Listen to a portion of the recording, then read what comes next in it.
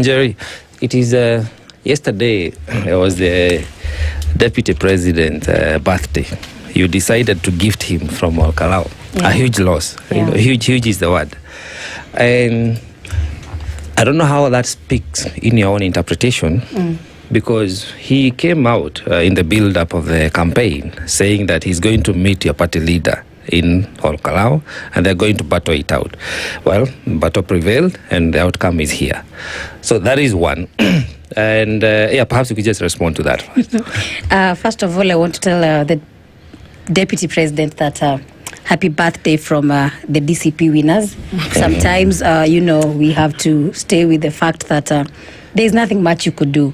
First of all, I feel it was so cowardly of him to, be just thumping about how he's going to come deal with my boss and party leader, Rigathi Gachagua, in Olkalau. Yet the whole time during the 90 days, he was nowhere to be seen.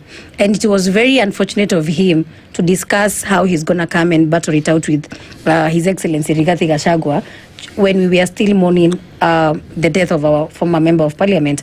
So for me, I want to tell the Deputy President, it's time that you pack your bags. This guy will not make you a deputy president next time. You could not even deliver at least 10K. Right now, if I give you 5,000 to, the difference between our votes and their vote is a whole 30,000. It's a whole salary.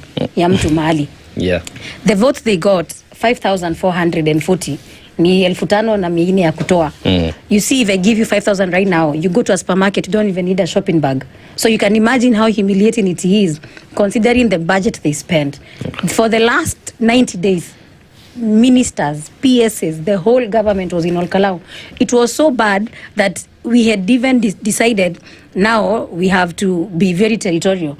Ile hoteli wanakula na ile hoteli DCP nakula. In terms of just a normal restaurant, those guys used to feel all fancy, high-end accommodations. Some of us had to sleep in very accommodations we would not even want the public to see, because these guys were so bossy all over. Wakona Maran Cruisers na Kimbia. Yani, these people, we are just trying to show people that, we're going to show you how we deal with you. But then again, I think the people of Olkalau, just like it happens in Nairobi, wameamua kukula fair. So wanakula fair president, hawajali. The follow-up question I wanted to make, and even if you look at the numbers, if they spent around $500 million in Olkalau, it would mean for every vote they got, they spent more than $1 billion. Yeah, saying working with $500 million, so just to be fair, it would mean every vote was 100,000. Yeah. So that's something I would want ELOG to comment on. But my follow-up question to you was, this is not the first time the people of Olkalau are rejecting William Ruto. Yeah. The late MP was a Jubilee member. Yeah. So in 2022, they rejected IUDA candidate, and because they did not want to affiliate, assumably so, with the party leader of the UDA, with William Ruto, the outgoing president. So there is an argument that this may not be a win per se for DCP, but it is just a confirmation of the rejection of the outgoing president, William Ruto, by the people of Olkalau. First of all, I have to be, the late member of parliament, who, because during 2022 I was part of the Azimio coalition and I was in Jubilee, I have to tell you that for him, party politics, there are leaders in office who party politics will never be a reason for them to win or lose in politics. There are people who lost with UDA. There are people who won with other parties. For the late MP, for him, they loved him as David Keraho. They loved him as an individual. His politics was quite generous. His deeds were deeds that people of Olkalau will remember for so long. Him as a person, he did not even have a problem with the fact that I'm in DCP and he is affiliated to government. He was a very respectable leader.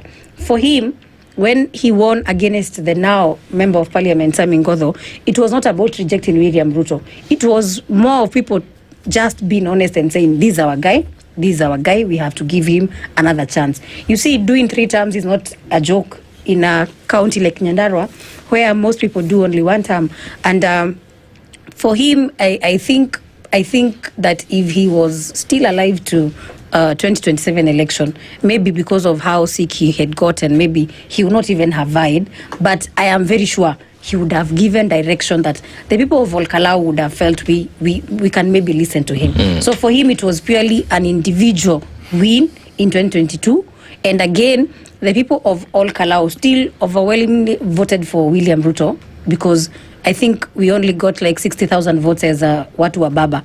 And one thing I can tell you, the people of Nyandarua, is that party politics in Nyandarua has a big convincing power.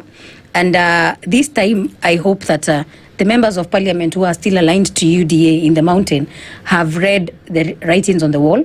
And I am hoping that they can now start to shift. Ni wakati wa kuhama sasa. Mtu alipe akalia deposit, ujue vile utahama. Because the people of Mount Kenya, we are very categorical. You know, when I was doing campaigns for the current now MP, I've been in Onkalau for the last 2 months. People used to call from as far as US, UK. They would tell us, if anything you guys need, tell us what it is. You guys must deliver. The people of Kiambu, the people of Waji, everywhere, we used to get calls from all over the country, and even in diaspora. People are so agitated about this regime that they were willing to do anything possible within their powers to ensure that DCP delivers this seat. And I can tell you the fact that my party leader never showed up even one day, because he believes in young people. That campaign that was headed by my senator and the member of parliament of Kipipiri, me and along other young people, is just a demonstration that young people can deliver. Because you can imagine, we were head on with the CSs, we were dealing with the likes of Moses Kuria. At Moses Kuria, when he deals with my candidate, it is me who is supposed to respond to him. So I think it is time that this nation agrees that everybody is tired with William Ruto.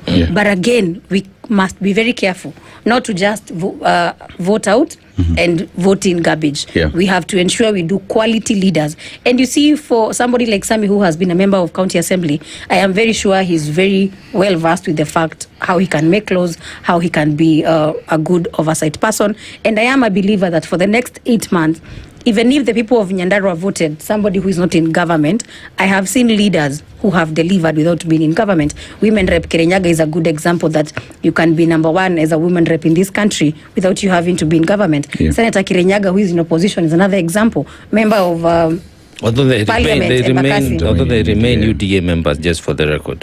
Legally they remain members, but you see, sometimes you can just be affiliated to a family. It's just like we are in a divorce case. I'm still your wife, but now you see we are in court on divorce